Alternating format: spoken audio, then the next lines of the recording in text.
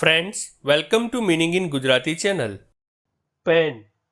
Pen શબ્દનો અર્થ તવો કે તાવડો, કઢાઈ, તવાઘાટની હર કોઈ ચીજ, પાયખાનાનું પાત્ર કે મીઠું પકવવાનો ક્યારો થાય છે.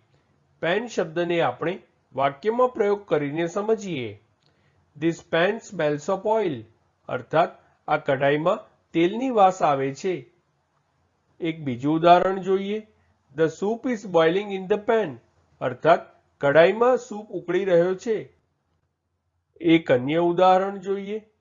Fill a pan half full of water, અર્થાત એક તપેલીમાં અડધું પાણી ભરો. ફ્રેન્ડ્સ, વધુ માહિતી માટે અમારી વેબસાઇટ meaninginggujarati.com ની મુલાકાત જરૂરથી લેજો.